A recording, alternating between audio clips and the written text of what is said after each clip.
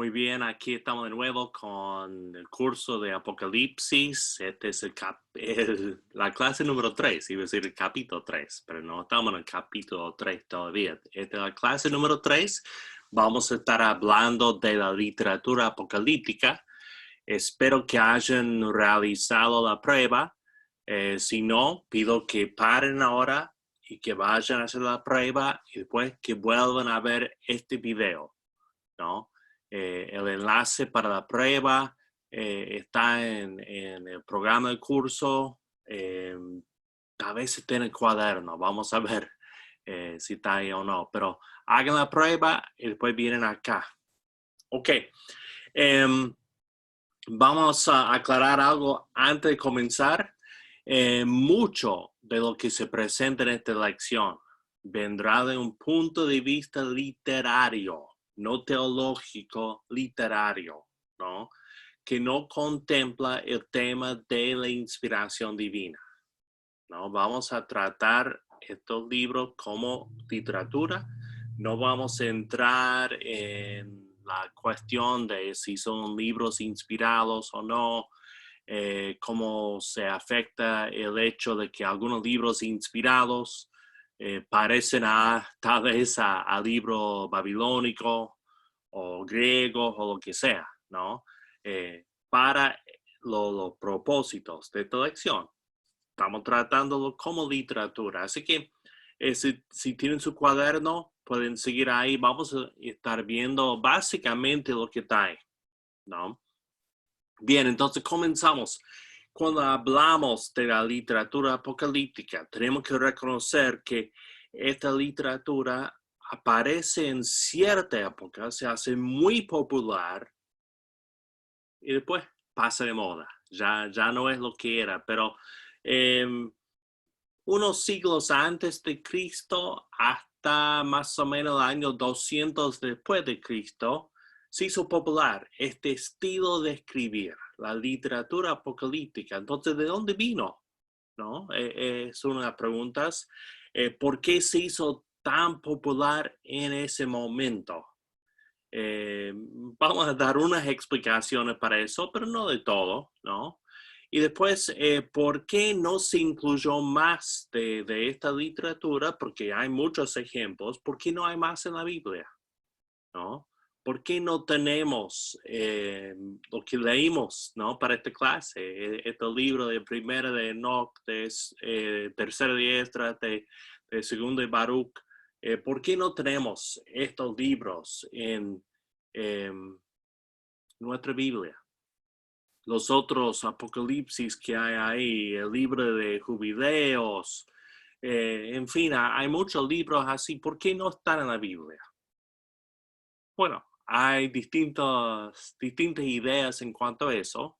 Yo confío plenamente, le voy a decir, en el canon que tenemos y no voy a decir, eso es un complot para no enseñar tal doctrina. Yo no acepto eso. Solamente yo confío en que Dios guió a las personas que tomaron las decisiones en cuanto a lo que se iba a incluir y lo que no se iba a incluir.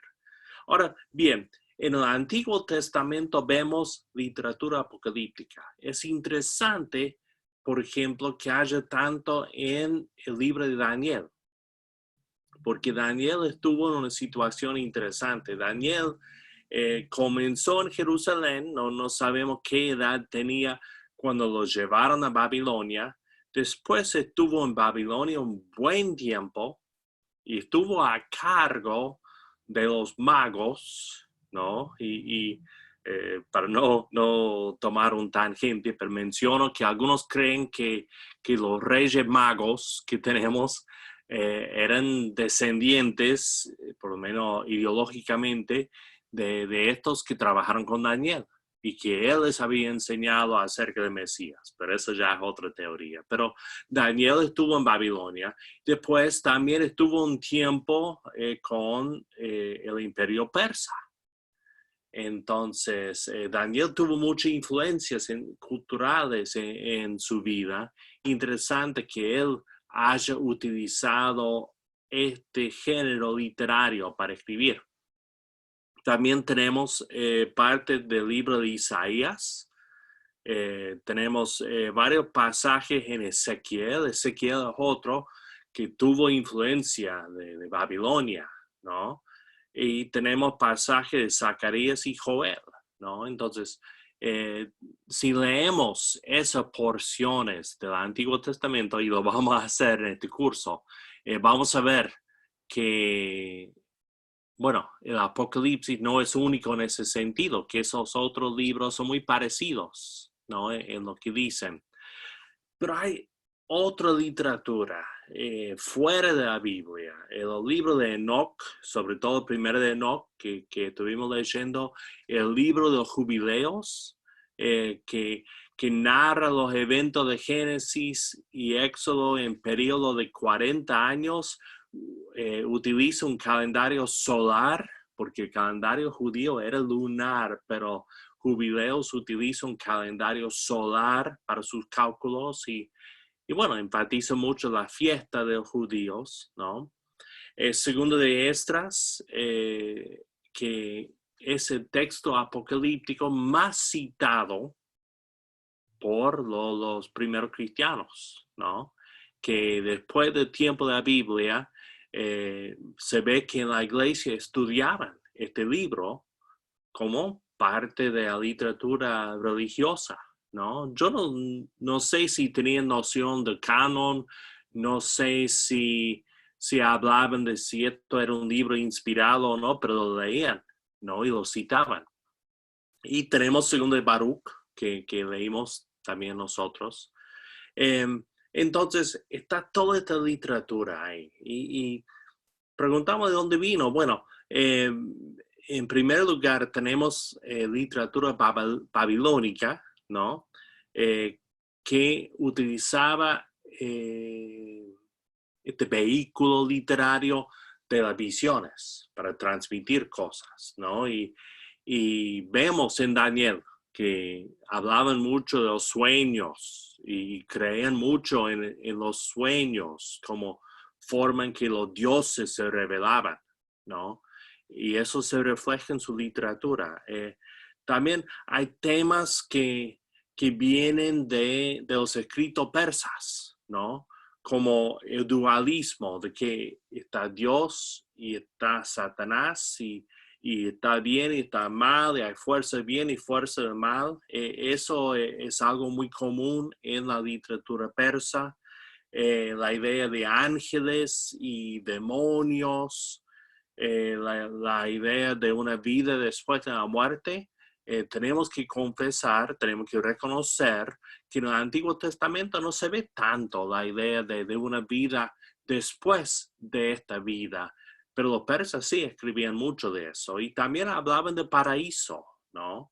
Entonces, estos conceptos que eran comunes en su literatura llegaron a ser comunes en la literatura apocalíptica, que nos dice que por la influencia de los babilonios por tanto tiempo y después los persas, que los eruditos, los literarios, llegaron a utilizar estilos y conceptos de estas culturas, ¿no?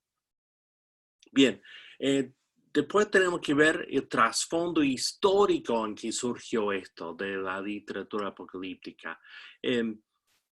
Básicamente, llegó un momento cuando los judíos se daban cuenta de que las promesas que veían en Isaías y otros libros de un futuro glorioso no iban a realizarse muy pronto, ¿no? O sea, volvieron del exilio, pero no tenían poder, no tenían mucha seguridad política, estaban dominados por los griegos, por los romanos, por todos, ¿no? Entonces, comenzaron a buscar la forma de seguir creyendo en Isaías, seguir creyendo en las promesas de Joel y tantos otros, pero ya viéndolo en un futuro lejano, que ya no es ahora que Dios va a establecer este reino glorioso, sino para final, ¿no? Entonces tuvieron que cambiar su forma de imaginar las cosas. Entonces, como dice acá, hubo una reinterpretación de estas promesas, colocando su cumplimiento en un futuro remoto. Y después vino la persecución de Antíoco Epífanes IV, ¿no? 4, ¿no? En los años 168 a 165 antes de Cristo. Acuérdense que contamos para abajo, viniendo para Cristo, ¿no? Entonces, 168 a 165 estuvo este hombre, un loco, que odiaba a los judíos, quería humillar a los judíos, entró en Jerusalén, entró en el templo y sacrificó un cerdo arriba del altar en el templo, ¿no? Y para muchos eso ya era señal bueno, de que ya la cosa pasaba a otro nivel, ¿no? Daniel había hablado de la abominación que causaba desolación y eso era, ¿no? Que cuando este hombre sacrificó un cerdo arriba del altar, ya por tiempo no pudieron usar ese altar, tuvieron que limpiarlo y bajo los macabeos pudieron hacerlo, ¿no? Y los poderes que dominaban a los judíos permitían el sacerdocio, pero no la monarquía. No podían tener reyes los judíos, ¿no? Solamente sacerdotes. Y esos sacerdotes tenían que ser aceptables a estas otras potencias, ¿no? Entonces los judíos no tenían libertad en ese aspecto y lo único que tenían eran estos sacerdotes que en cierto sentido tenían una lealtad para con estos gobiernos extranjeros. Entonces surgió un profetismo radical que rechazaba toda autoridad menos la del linaje de David. Si uno no era descendiente de David, no lo veían como autoridad, ¿no? Entonces no podía ser un gobernador sobre ellos si no fuera descendiente de David. Y también reclamaban la restauración del sacerdocio de Sadoc. Sadoc es un sacerdote que se menciona en los tiempos de David, en los tiempos de Salomón y después en Ezequiel. Cuando Ezequiel tiene una visión del templo restaurado, en 2 ocasiones dice que los sacerdotes van a ser hijos de Sadoc, descendientes de Sadoc, linaje de Sadoc. Entonces, estos radicales, ¿no? Reclamaban que hubiera un descendiente de Sadoc como sacerdote, porque lo que estaba en ese momento no lo eran, ¿no? Entonces, ese es el trasfondo histórico, el contexto histórico. Después tenemos un trasfondo religioso, porque el profetismo clásico y tradicional se unió al statu quo, ¿no? Apoyando al sistema sacerdotal que había sido impuesto por los extranjeros, pero los profetas en general apoyaban a estos sacerdotes y surgieron grupos como los fariseos y los saduceos que operaban dentro de ese marco, el marco oficial, el marco legal, ¿no? Y ellos sostenían que la revelación divina había cesado, ¿no? Ya no había revelación divina, que había cesado y que no había que esperar que Dios volviera a hablar. Mientras que el profetismo radical se oponía a ese sacerdocio y surgieron grupos como los esenios y la gente de Qumran, que todavía estamos luchando por identificar quiénes eran estos del Rojo del Mar Muerto, pero había una comunidad en Qumran, ¿no? Y ellos reconocían que no había profetas como en la antigüedad, pero sí creían en la revelación divina por visiones, ¿no? Y ahí entra la literatura apocalíptica, ¿no? Era muy popular con ellos, ¿no? Bien, los rollos del Mar Muerto. La comunidad de Qumran preservó muchísimos escritos apocalípticos y ahí por primera vez los eruditos descubrieron copias judías de la literatura apocalíptica no bíblica, ¿no? Esta comunidad tenía copias de muchos de estos libros y hasta algunos libros que no habían conocido antes, ¿no? Hallaron otros escritos que anteriormente eran desconocidos, como el rollo de la guerra, que es uno, ¿no? Que habla de la guerra de limpieza de la Tierra Santa, ¿no? Muchos consideran que Qumran era una secta apocalíptica, que ellos estaban ahí esperando la gran guerra que iba a acabar con los poderes extranjeros, restablecer la monarquía davídica y restablecer el sacerdocio de Sadoc, ¿no? Creían que el fin de los tiempos era inminente y esperaban la gran guerra entre los hijos de la luz y los hijos de las tinieblas, ¿no? Entonces tenemos esta comunidad en Qumran, un grupo fundado por el maestro de justicia, el maestro de justicia, quien nos llevó al desierto. Y él decía, o por lo menos ellos decían, que era descendiente de Sadoc, que él sí era, que podría haber sido el sacerdote, y algunos creen que era el sacerdote, pero que Jonatán, que llegó a ser el sumo sacerdote, lo expulsó, ¿no? Porque hay un periodo ahí donde Josefo dice que no había sacerdote, ¿no? Este historiador judío del primer siglo dice que pasaron 7 años sin sumo sacerdote, pero eso es muy difícil, ¿no? Porque los judíos dependían de un sumo sacerdote para sus ritos, ¿no? Entonces, otros pensaban que este líder, el fundador de Qumran, había sido sumo sacerdote y lo expulsaron, pero eso no tiene mucha base. Lo que sí se llamaba el maestro de justicia, llevó un grupo al desierto. Es la zona del Mar Muerto, es una zona desolada, ¿no? Difícil vivir ahí. Ellos vivieron ahí por unos 2 siglos, ¿no? Hasta su destrucción por los romanos, ¿no? 2 siglos. Yo vivo en un país que no lleva mucho más de 2 siglos, entonces es mucho tiempo, ¿no?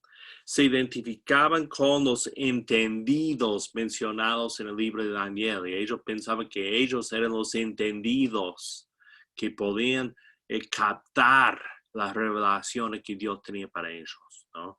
Creían en el sacerdocio de Sadoc, como hemos hablado, y creían que los Kitim, como ellos decían, los extranjeros, los romanos en este caso, serían destruidos en una gran batalla en que los justos serían dirigidos por el arcángel Miguel, ¿no? Miguel aparece en Daniel y Miguel figura mucho en la literatura apocalíptica, incluyendo el libro de Apocalipsis, como el que dirige los ejércitos de Dios. La destrucción de Qumran por los romanos contribuyó al rechazo judío de los escritos apocalípticos. Ya después de Qumran, no tenía mucha aceptación antes de eso. Y después de Qumran, después de su destrucción, nada, ¿no? Bien, entonces, ¿cómo es la literatura apocalíptica? Tiene unos elementos comunes.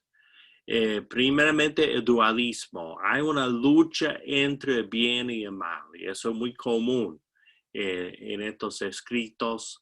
Es una lucha en que ya se sabe que el bien va a ganar, pero por un tiempo se ve feo, ¿no? Y por un tiempo los malos van ganando. Y básicamente eso refleja la situación en que vivían, ¿no? Porque no tenían poder político, no tenían poder militar y estaban siendo dominados por estas fuerzas extranjeras. Entonces ellos decían, bueno, las fuerzas del mal están ganando en este momento, están dominando en este momento, pero Dios va a intervenir, ¿no?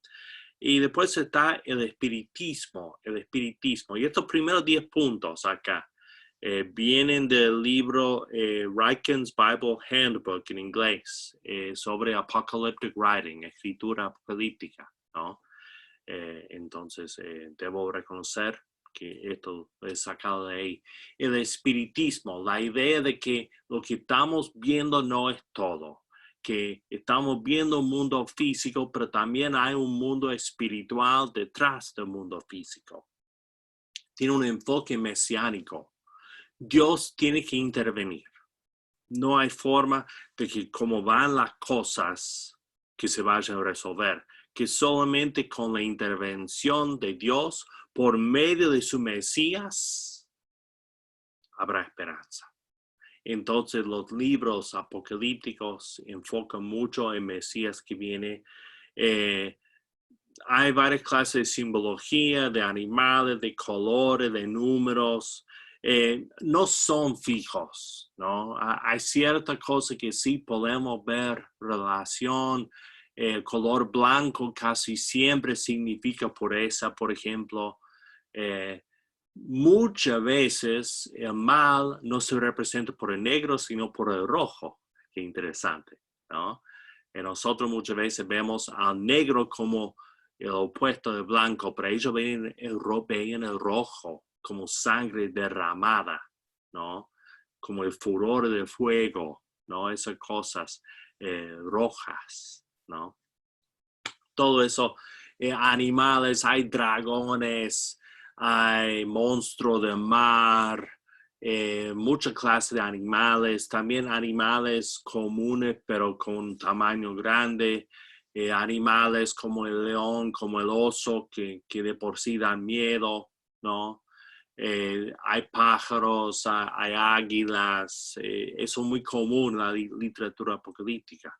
Y la simbología de los números, eso vamos a seguir hablando más, pero el número 7, por ejemplo, muy importante, el número 40, número 1000, número 12, todas estas cosas vamos a ver que son muy comunes y en estos libros se utiliza mucho, ¿no? Esa forma de usar los números, que los números en la literatura apocalíptica casi nunca son literales, son símbolos.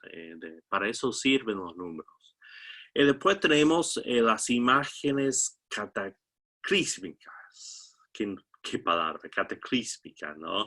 La idea de una destrucción a una escala mayor. La pelea no se basa solamente en la Tierra, sino en todo el universo. Luchan las estrellas, sufren las estrellas, cae granizo, hay destrucción de todo el mundo. O sea, realmente se presta para el cine, ¿no? Son escenas muy dramáticas, ¿no? Y un escenario cósmico de la acción, como dije, lo que ocurre en el mundo refleja lo que ocurre en el cielo, ¿no? Podemos comentar un poco, la idea judía del cielo no es tanto un lugar aparte en cuanto a lo físico. Es una dimensión aparte. Físicamente puede coincidir con nuestro mundo, pero es otra dimensión. Entonces uno ve al cielo y sí, solía mirar para arriba para hablar del cielo, pero no era tanto que pensaba que si uno viajara lo suficiente llegaría al cielo. Esa no es la idea. La idea es que el cielo es más grande que nosotros, es aparte de nosotros. Y esta batalla, lo que estamos viviendo ahora, refleja una batalla celestial entre bien y mal, ¿no? Esa es la idea.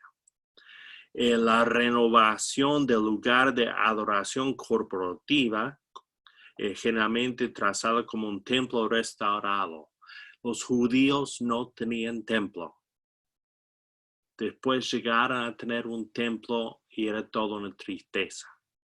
Más que estaba siendo llevado por este sacerdocio que ellos rechazaban.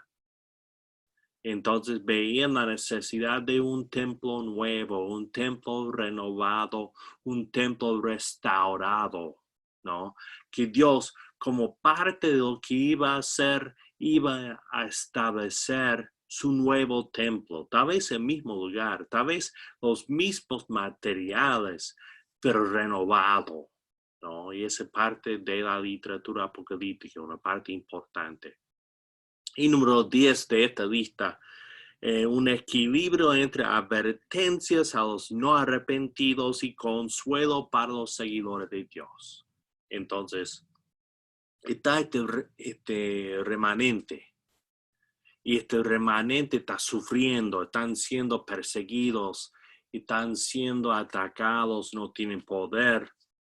Dios envía consolación para ellos, pero para el resto del mundo, sobre todo los que están oprimiendo a este remanente, Dios envía advertencias y los llama al arrepentimiento. Y eso, todo esto, hasta cierto punto, por lo menos lo vemos en el Apocalipsis. Ahora, de otra fuente, quiero mencionar 5 puntos más en cuanto a la literatura apocalíptica.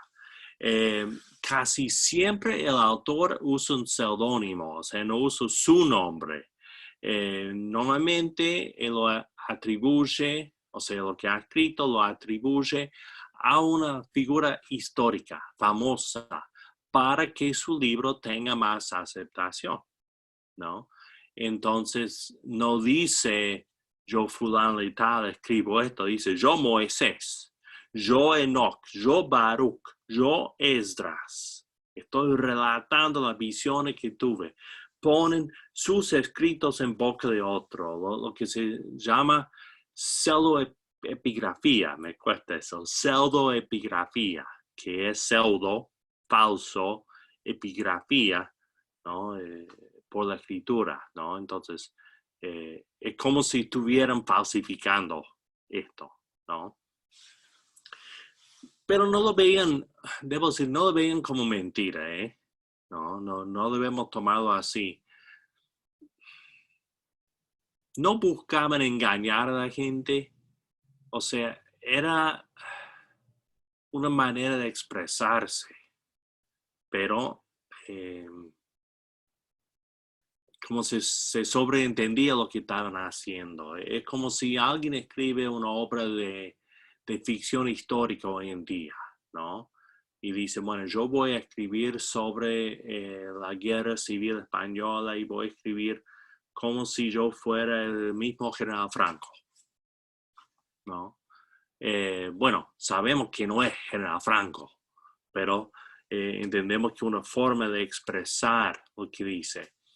Y yo digo eso, pero también hay que ver en el Nuevo Testamento cuando cita el libro de Enoch, dice, esto fue escrito por Enoch, ¿no? Entonces, no sé, lo que sí, que no lo veían como inmoral escribir a nombre de otra persona, ¿no? Bien, suelen ser, estos escritos suelen ser explicaciones de algún texto bíblico o algún acontecimiento bíblico, ¿no? Entonces Enoch se pone a explicar acerca del diluvio y los nefilim y esas cosas, ¿no? Baruch pone su libro en el contexto de la destrucción de Jerusalén, ¿no? Hay ciertos símbolos estables, como la mar como fuente de maldad, ¿no? Algunas así, pero no es un código secreto, o sea, no es que los entendidos iban a decir, acá dice montaña y eso representa tal cosa.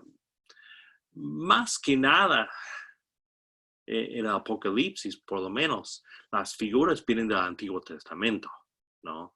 De ahí debemos buscar la simbología, por decirlo así, ¿no? Vemos a Dios entronado y soberano. y eso es muy importante. Ellos creían firmemente, aunque su situación se veía fea, Dios seguía reinando, ¿no? Y la literatura apocalíptica enfatiza eso, ¿no? Después hay un juicio de los buenos y los malos. Casi siempre en la literatura apocalíptica vemos este juicio. Vemos que, en el fin de los tiempos, los malos van a tener que pagar por lo que han hecho, ¿no? No van a salir con lo suyo, ¿no? Entonces, eso es una parte importante de esta literatura. Ahora, déjame poner esto, porque esto es importante. El Apocalipsis utiliza muchos elementos de la literatura apocalíptica, pero no es igual a ella, ¿no? Y ese punto tenemos que reconocer que utiliza muchos elementos de la literatura apocalíptica, pero no es igual a ella, ¿no? Entonces, lo que hemos dicho es para entender cómo es la literatura apocalíptica, pero no es poner el libro de Apocalipsis en esa caja, sino entender que es un género que ellos hubieran reconocido. Jesús contó parábolas parecidas a otras parábolas que habían sido contadas, pero sus parábolas no eran lo mismo que esos otros. Bien. Tenemos que fijarnos, yo no tengo a mano el programa, yo creo que tiene una prueba para la clase que viene, entonces fíjense, hacer así, prepárense para la prueba. Ya vamos a comenzar a leer en el libro por fin, vamos a estar viendo el capítulo 1, entonces sí, tenemos algunas citas, algunos pasajes del Antiguo Testamento que necesitan estudiar antes de la clase que viene y habrá una prueba sobre esas citas. Así que muy bien, esa es la clase de hoy. Espero que entiendan un poco más lo que es la literatura apocalíptica. La clase que viene comenzamos con el Apocalipsis mismo, así que nos vemos entonces.